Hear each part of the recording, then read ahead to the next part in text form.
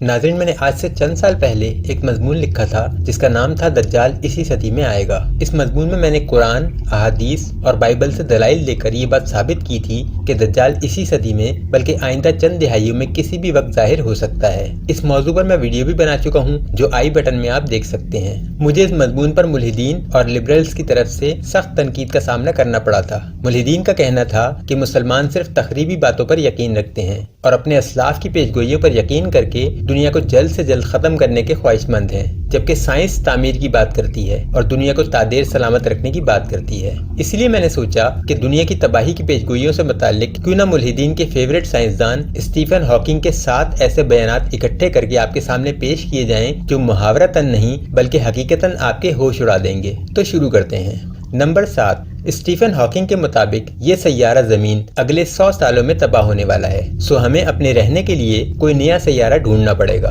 सन 2016 में Stephen Hawking ने Oxford university union से खिताब में फरमाया कि हमारा सैयारा जमीन 1000 साल के अंदर अंदर तबाह हो जाएगा। इससे अगले साल यानी 2017 में उन्होंने अपने इस बयान को मजीद महदूद करके कहा कि जमीन के पास अब ज्यादा से ज्यादा 100 साल बचे हैं और अगर हमें जीना है तो हमें जल्द से जल्द अपने रहने के लिए कोई दूसरा सैयारा ढूंढना पड़ेगा। इस सिलसिले में BBC एक्सपीडिशन न्यू अर्थ के नाम से एक डॉक्यूमेंट्री भी बना चुका है, जिसके मुताबिक उन्होंने कहा कि हमें जल्द से जल्द जमीन से मिलता जुलता सैयारा ढूंढना होगा ताकि इंसानों को मुतवक्का तबाही से महफूज किया जा सके। टेस्ला और स्पेसएक्स के बानी और CEO एलन मस्क समझते हैं कि वो इसके लिए तैयार हैं और इस सिलसिले की पहले से मंसूबाबंदी कर चुके हैं। हमारी अगली मंजिल क्या सोच रखी है? मरीख, क्योंकि ये लाल सैयारा इतना करीब भी नहीं कि दुनिया की तबाही से असरअंदाज हो और ज्यादा दूर भी नहीं। एलन मस्क 2025 तक मार्स की तरफ लोगों को ले जाने के लिए कोशां हैं और 2033 तक वहां कॉलोनियां बनाने का इरादा रखते हैं, यानी हॉकिंग की दी हुई टाइमलाइन के अंदर अंदर। बहरहाल मरीख तक रसाई और वहां के हालात से हमआहंगी में मजीद कुछ दिहाइयां लग सकती हैं। खुशकिस्मती से कुछ और इदारे भी इसी नहज पर काम करने में मसरूफ हैं। नासा पहले ही मरीख पे पहुंचने की तैयारी में मसरूफ है और चीन भी अपने तई सुर्ख सैयारे पर पहुंचने की तैयारी में है।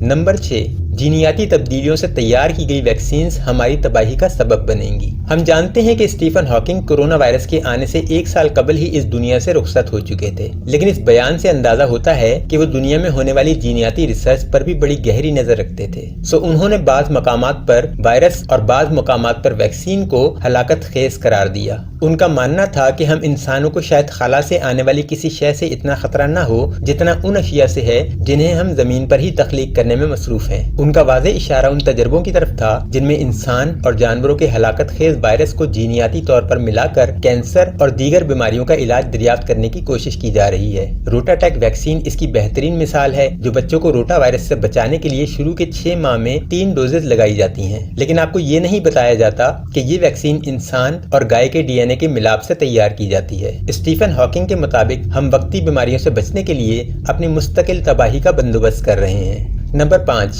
एलियंस जमीन पर हमला कर देंगे। हॉकिंग इस बात पर यकीन रखते थे कि इस कायनात जैसी मजीद कायनातें भी मौजूद हैं जिनमें हमारे अलावा भी जिंदगी मौजूद है और न सिर्फ मौजूद है बल्कि हमसे कहीं ज्यादा तरक्की याफ्ता भी है। सो हम उस तक पहुँचे या ना पहुँचे, वो हम तक एक न एक दिन जरूर पहुँचेंगे। उसके बाद या तो वो हमें तबाह बर्बाद कर देंगे या फिर हमें कैदी बनाकर हम पर ऐसे तजर्बे करेंगे जैसे हम चूहों पर करते हैं। नंबर 4, रोबोट्स इंसानों की जगह ले लेंगे। बिलाशुबा हॉकिंग की अपनी पूरी जिंदगी रोबोट्स की मरहूने मिन्नत थी, लेकिन वो इन मशीनों पर भरोसा नहीं करते थे। वो समझते थे कि आर्टिफिशियल इंटेलिजेंस बिलाशुबा इस वक्त हमें बहुत ज्यादा फायदेमंद लग रही है, लेकिन इस फील्ड में बहुत ज्यादा तरक्की इंसानियत की एक बहुत बड़ी और संगीन गलती होगी। वो समझते थे कि AI से मुज़य्यन ये रोबोट्स कभी भी इंसानों के इख्तियार से बाहर निकल सकते हैं और उस सतह तक भी जा सकते हैं जिसमें ये इंसानों की मदद के बगैर अपने डिजाइन में ऐसी तब्दीलियां ले आएंगे जिनसे मुकाबला करना इंसान के लिए नामुमकिन हो जाएगा। नंबर 3, जौहरी हथियार दुनिया का खात्मा कर देंगे।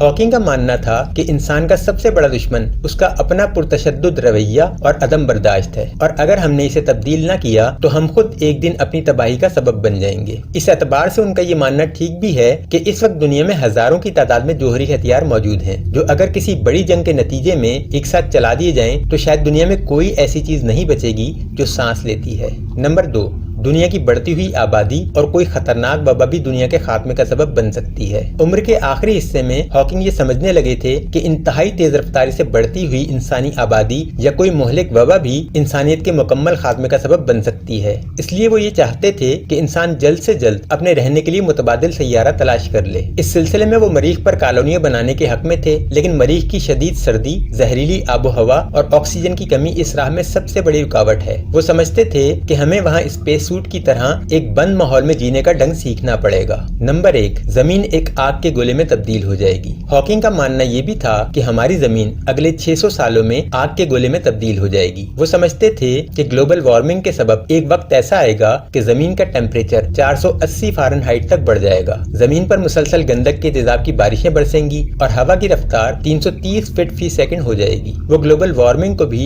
इंसानों के लिए बहुत बड़ा खतरा समझते थे और उससे पहले इंसानों के लिए किसी नए सैयारे पर मुंतकिल होने के हक में थे। जी नाज़रीन, तो ये थी हमारी आज की वीडियो। मुझे कमेंट्स करके जरूर बताएं कि क्या आप स्टीफन हॉकिंग की इन बातों से मुत्तफिक हैं। अगर मुत्तफिक हैं तो किस बात से और किस हद तक। अपना बहुत ख्याल रखिएगा। अल्लाह हाफिज।